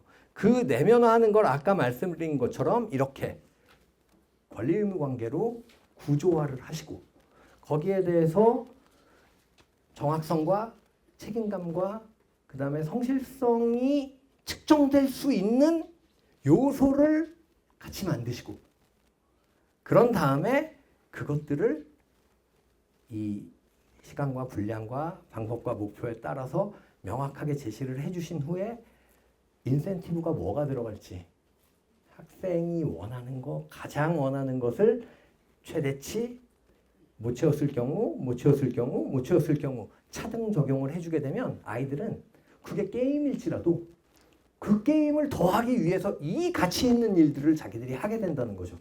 미끼와 낚시예요. 게임이 무조건 나쁜 건 아니에요. 그래서 그런 식으로 유도를 하셔서 결국 우리가 만들어내야 되는 건 책임감과 성실성과 정확성이 깃들여져 있는 아이다. 근데 그게 권리 의무 관계로 형성이 된다면 그게 바로 되는 놈들의 초기 패턴이었다. 제가 내린 결론은 그거예요. 학원을 많이 다녔느냐? 뭐 대치동에 있는 학원을 다녔느냐? 이게 아니고 그래서 조금 더 나가자면 또 하나 필요한 거는 이제 학부모님들의 위로와 공감이에요. 사실 학생들이 도전을 했는데 안 될 수 있는 가능성이 많거든요. 근데 우리들 잘 생각해 보세요. 성장 과정을 잘 생각해 보면 안 되는 게 정상이에요. 안 되는 게 정상이거든요. 공부도 그렇고 뭐도 그렇고 저 지금 골프 10년 치는데요. 안 돼요. 아유 진짜 미치겠어요. 그게 안 돼요. 안 되는 게 정상인데 그걸 안 돼서 안 된다고 뭐라 그러면 아이들은 위축되고 놓게 돼요. 부모님의 이 얘기가 굉장히 큰 힘이 됩니다. 안 되는 게 정상이야. 저희 꼬맹이가 아까 한글 말씀을 드렸지만 너무 재밌었던 게 훌라후프 그리고 이렇게 물 차 있는 페트병 이렇게 슉 던져서 세우는 거 이런 것들을 어디서 배웠는지 하는데 안 되니까 막 짜증을 내고 울고 어쩌고 저쩌고 난리도 아니에요, 애가. 그럴 때 제가 늘 하는 얘기가 서우야, 그거 원래 안 되는 거야. 아빠도 지금 하면 그걸 못해. 근데 그 안 되는데 계속 하다 보면 어쩌다가 팍 될 때가 있어. 그럼 잘 생각해봐. 뭘 어떻게 했기 때문에 됐는지. 그리고 그거를 한번 계속 연습해봐. 얘 지금 훌라후프를 200개도 넘게 돌려요. 꾸준히 연습을 하더니 근데 저는 거기에 가치를 부여하는 거예요. 야, 너 네가 결국 그렇게 찾아내는구나 방법을. 걔 그 경험이 그 뒤에 굉장히 여러 가지 경험으로 동일하게 전파가 되더라고요. 그래서 얘는 적어도 지금 안 되는 게 정상이지만 그거를 이렇게 해가지고 막 되게 노력하다 보면 돼 라는 게 머릿속에 들어있는 게 분명해요. 저는 그 가치를 심어준 것만으로도 7살까지 할 건 다 했다고 생각을 하거든요. 자, 그래서 그 과정과 방안복이 얼마나 중요한 마술을 만들어내는지. 그리고 아빠의 아까 말씀드렸잖아요. 마법의 언어는요. 제가 학생들을 후킹하는데 정말로 효과적인 말이에요. 하나는 나도 그랬어요. 야, 나도 그랬어. 애들이 저를 보면 마치 뭐 저 위에 있는 사람처럼 느끼는 것 같아요. 워낙 잘난 척을 많이 하니까 공부에 대해서 막 방법론 얘기하고 뭐 어쩌고 저쩌고 하니까 걔 문제점 잡아주고 이러니까 오, 이 사람은 뭐 범접할 수 없는 사람이야 이렇게 생각하는 것 같은데 애들이 무너지는 게 바로 그 부분이에요. 야, 나 너랑 똑같았어. 나도 그랬고 그거 되게 어려워. 애들이 거기서 힘을 얻어요. 이거를 부모님들이 자주 말씀해 주실 필요가 있고요. 그 다음에 제 아버지께서 저한테 써먹으셔서 아주 효과를 보신 저희 아버지가 조선대학교를 나오셨어요. 광주에. 근데 저희 아버지는 고등학교 때 공부를 굉장히 잘하셨어요. 저 지방에 있는 고등학교를 나오셨지만 치사하게 성적표를 다 갖고 계신 거예요. 근데 한 번은 저한테 그걸 보여주시는데 중학교 1학년 첫 시험에 몸이 아파가지고 14등을 하신 거를 제외하고 중학교 1, 2, 3학년, 고등학교 1, 2, 3학년이 전부 전교 1등이에요. 근데 고려대학교를 떨어지셨어요. 근데 이제 농사꾼의 집안에서 태어나셨고 뭐 이러다 보니까 많은 형제들 뭐 조카들 이러다 보니까 재수를 할 꿈을 못 꾸고 그냥 광주에 있는 조선대학교를 가셨어요. 그러고 거기에서 졸업하신 다음에 무작정 상경을 하셔서 어머니하고 이사를 18번을 다니면서 결국은 대신증권 사장까지 올라가셨어요. 바닥에서 꼭대기까지 올라가신 거죠. 저는 그래서 제 아버지를 너무너무 존경하는데 아버지께서는 저한테 아버지의 회한을 숨기신 적이 없어요. 아쉬웠던 점들, 그리고 아버지가 잘못했던 것들, 후회되는 것들, 그런 것들을 늘 말씀하시면서 저한테 야, 너는 이런 걸 피해가. 이런 말씀을 하셨어요. 근데 사실은 제가 결국 아버지 너무 좋아했으니까 아버지의 원을 풀어드리기 위해서 제가 고려대학교를 갔거든요. 근데 고대 가는데 6년이 걸렸어요. 6년.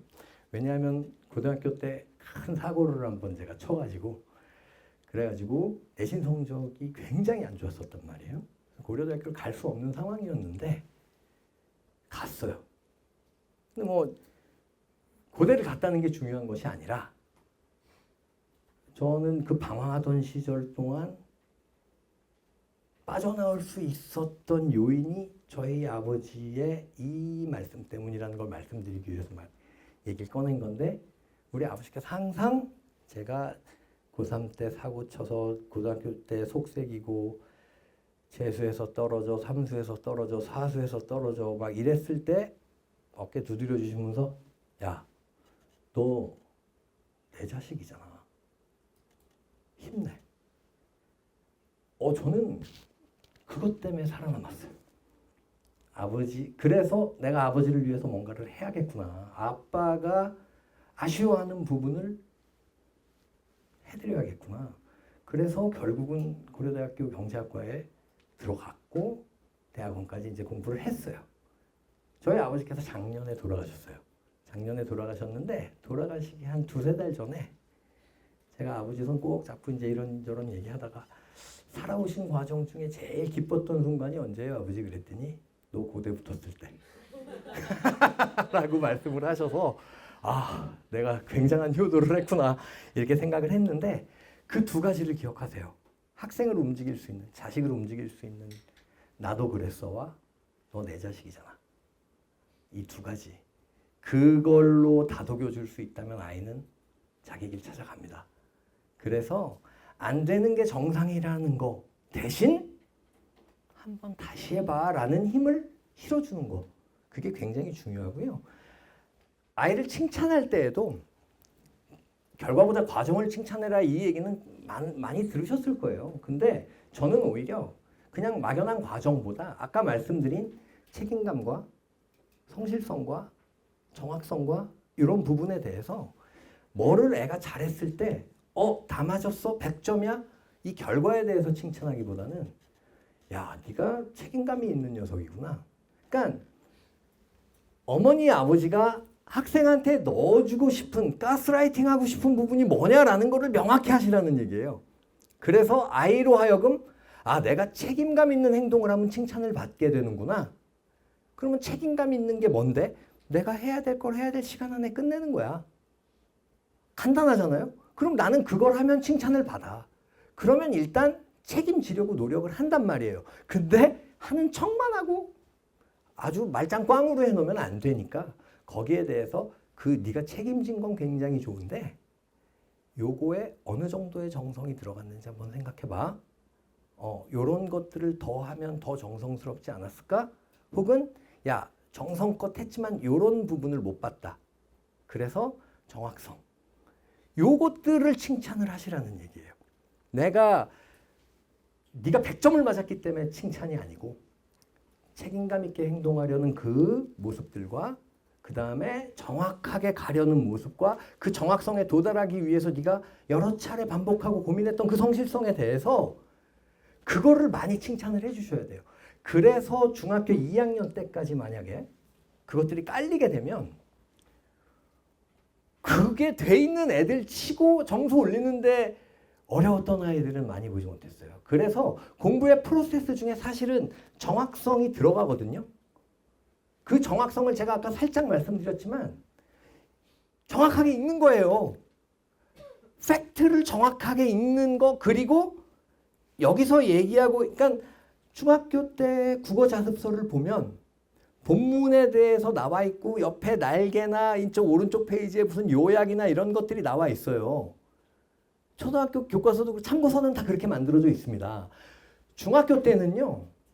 예를 읽으면 이게 본문에서 진짜 그래? 라고 확인하는 것만 하면 돼요.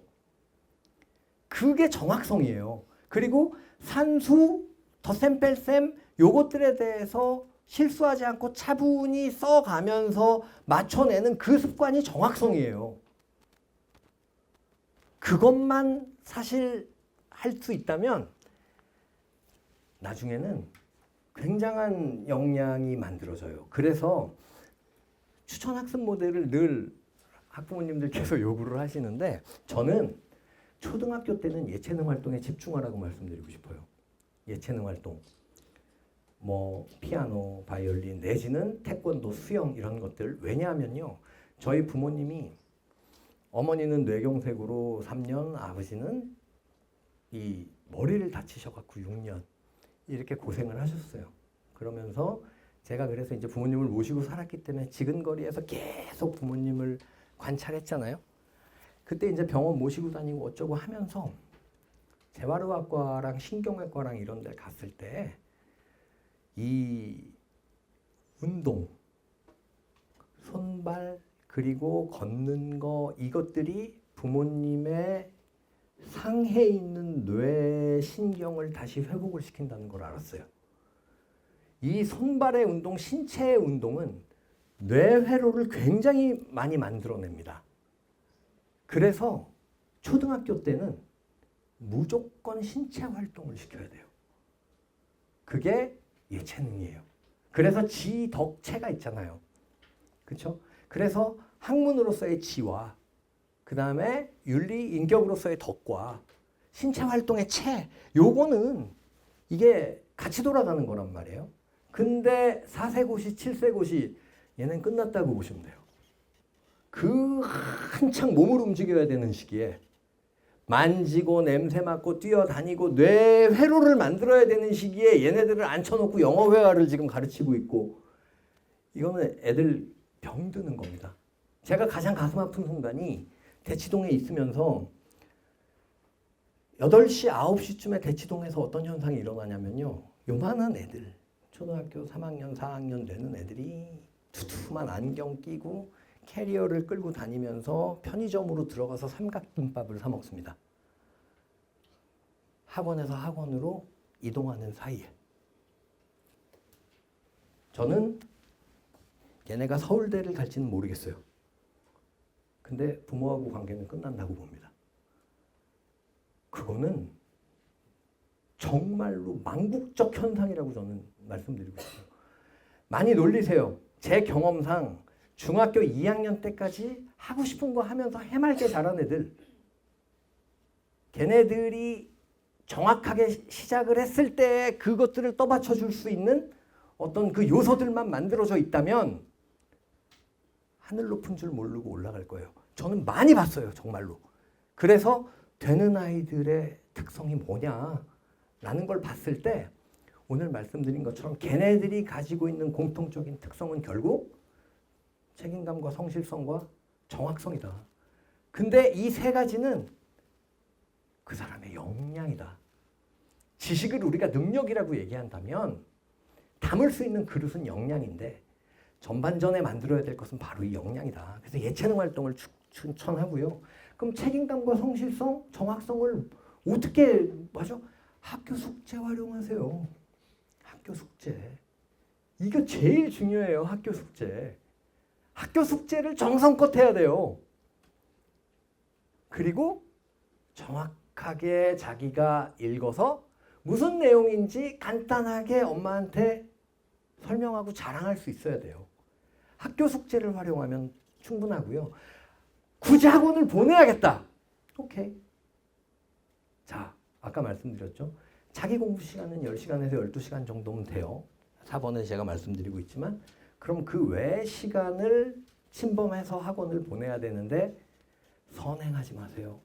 중학교, 고등학교 거 선행 큰 의미 없어요. 정말 큰 의미 없어요. 여러분의 자녀가 만약에 제가 말씀드린 이런 어떤 그 책임감, 성실성, 정확성의 이 요건이 아주 어렸을 때부터 우연히 만들어져 있고 얘네가 엄마 나는 고등학교 거를 좀 배워보고 싶어. 엄마 나는 좀 미리 해보고 싶어. 의대 공부 좀 먼저 해보고 싶어. 라고 한다면 보내세요. 걔는 그 역량이 갖춰져 있는 거니까 원한다면 보내시란 얘기예요. 근데 학생들이 원하는지 원하지 않는지는 결국 걔가 이해하는지 아닌지를 얘기하는 거예요. 그렇다면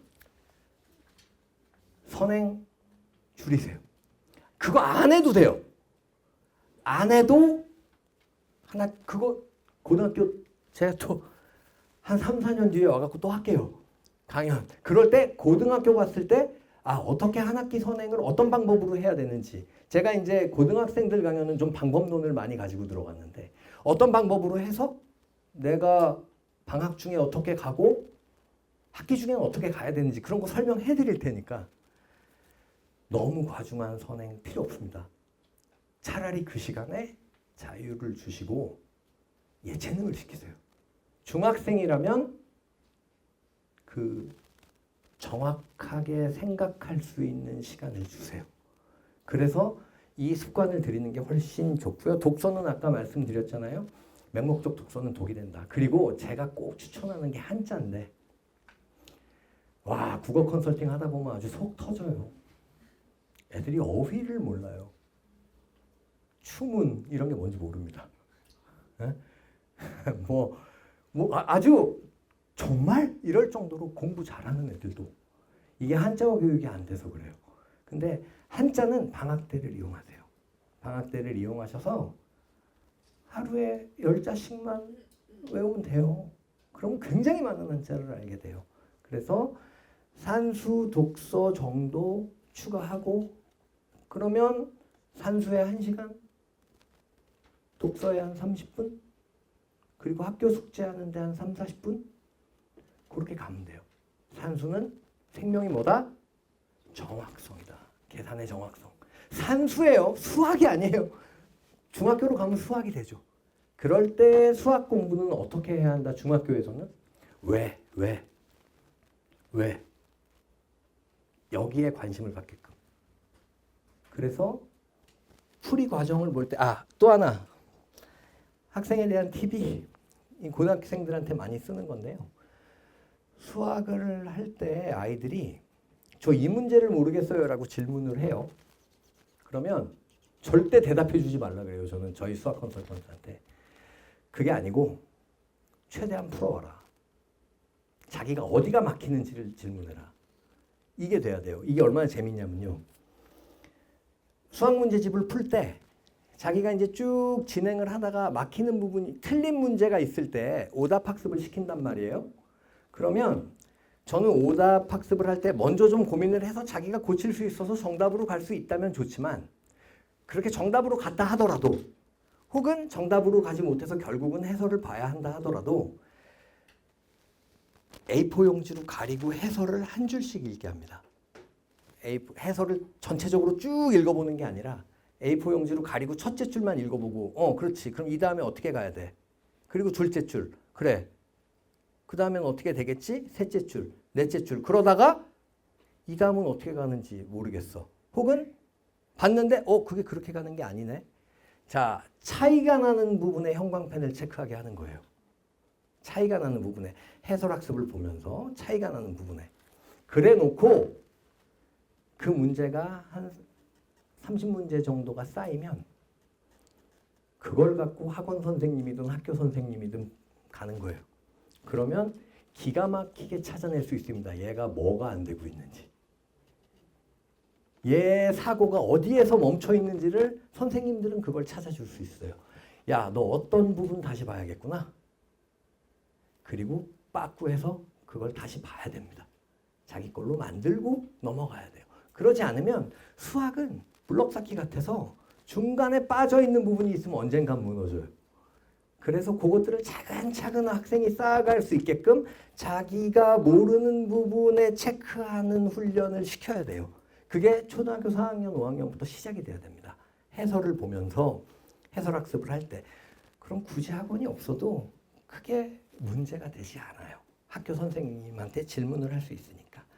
자, 마지막으로 아까 규칙적 점검은 말씀드렸어요. 매일 규칙적 점검을 하다가 한 2주쯤 지나면 격일에 한 번, 그러다가 또 그게 익숙해지면 주말에 한 번 정도, 그러다 2주에 한 번, 한 달에 한 번, 그러고 나면 아이는 스스로 합니다. 그게 익숙해지니까.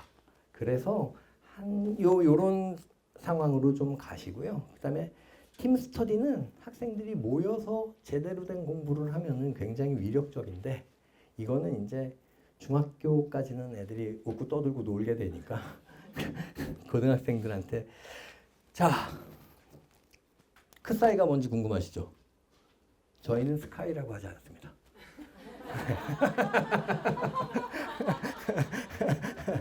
저는 아까 구청장님 하신 말씀에 정말로 동감해요. 스카이가 10년 뒤에도 지금 같은 가치를 가질까요? 저는 절대 그렇지 않을 거라고 생각합니다. 우리가 어떤 아이로 키울 것인가에 대해서 자, 스포츠 스타 생각을 해보세요. 한 20년 전부터 예전에는 고등학교 때 정말 훌륭했던 이 유망주들이 고려대나 연세대로 갔어요. 야구선수, 축구선수 이런 애들이.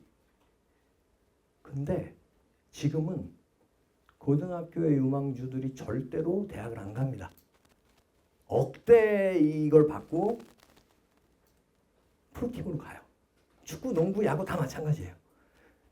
그거는 우리 삶에 스카이가 그닥 중요하지 않다는 걸 의미해요. 근데 왜 지금 우리는 이렇게 목매고 있느냐? 그 재능이 없거든요. 딱히 해야 될 게 없어요. 근데 스카이가 지금까지 가졌던 위치는 뭐냐? 아, 얘가 딴 건 모르겠고 책임감, 성실성, 정확성만큼은 되는 애야 라는 게 검증된 애들인 거예요. 기업이 그래서 걔네를 좋아하는 겁니다. 머리가 좋아서가 아니고요. 걔네들은 적어도 학교 다닐 때 놀러 가고 싶고 영화 보러 가고 싶고 친구들이랑 여자친구 만나고 싶고 이랬지만 자기가 해야 될 게 있기 때문에 숙제한 애들이에요. 그게 입증이 된 거예요. 그러니까 기업에서는 얘네 뽑아서 적어도 써놓으면 그냥 프로젝트 주면 알아서 지들이 어떻게든 찾아서 해내더라. 그 성실성을 담보했기 때문에 그런 건데 이제는 그 성실성과 책임감이 담보가 돼 있다면 굳이 스카이를 가지 않더라도 앞으로는 AI니 뭐니 이런 걸 통해서 정말로 대학이 아니어도 돈을 벌고 성공할 수 있는 길이 열려요. 분명히 저는 10년 안에 그렇게 될 거라고 봐요. 그러면 스카이 이탈 현상이 나타날 겁니다. 이미 미국이나 독일이나 이런 나라들은 아주 오래전부터 대학은 학문을 위한 애들이 가는 곳이에요.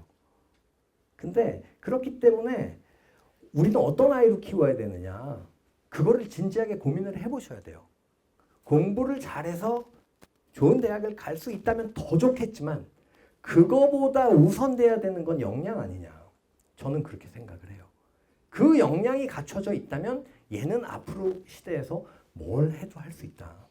그래서 문제는 문제풀이 능력이 아니라는 거죠. 문제를 해결하는 능력이에요. 이렇게 하면 돼. 근데 안 되네? 뭐가 잘못됐지? 내가 한 것 중에 잘못된 건 뭐지? 왜 안 되지? 아, 이게 문제인가? 다시 한번 해볼까? 또 안 되네. 그럼 뭐지? 아, 요거를 놓쳤네. 다른 사람이랑 비교하고 뭐하고 해보면서 그러니까 이제 되네.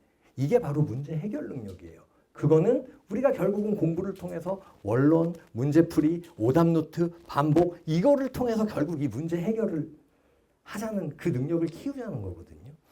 자, 문제 해결 능력 그 역량을 만들어 주셔야 돼요. 정확성과 이런 것들을 전반전에. 그리고 위기를 관리할 수 있어야 되고 회복 탄력성이 있어야 합니다. 자, 우리 부모가 아이한테 줄 수 있는 건 상처 없는 삶이 아니라 상처를 회복하는 삶이에요. 그 능력이에요. 제가 생각할 때는 그렇습니다. 상처 없는 삶이 행복한 삶이 아니라 그 상처를 통해서 한 단계 더 성장해서 더 넓은 거를 볼 수 있는 시야를 갖는 것이 행복이라고 저는 생각을 하기 때문에 학생들에게 가르쳐야 할 것은 바로 이 회복 탄력성이고 자기의 오류를 수정하는 능력이지 우리가 모든 거를 막 애가 필요한 걸 다 해줘가지고 애가 그 능력을 상실하게 된다면 우리가 죽은 다음에 어떻게 되죠? 걔는. 그래서 그 능력을 어렸을 때부터 초등학교 4학년 때부터 그거를 키워줘야 되지 않을까. 그래서 충분한 시간을 주되 틀을 만들어 주셔야 된다. 그거를 제가 꼭 말씀드리고 싶은 거예요. 대치동 웬만하면 들어오지 마십시오. 그래서 그런 부분들을 한번 고민을 해보시고 또 저 도움이 될 수 있기를 바랍니다. 감사합니다. 여기서 마치겠습니다. 네. 질문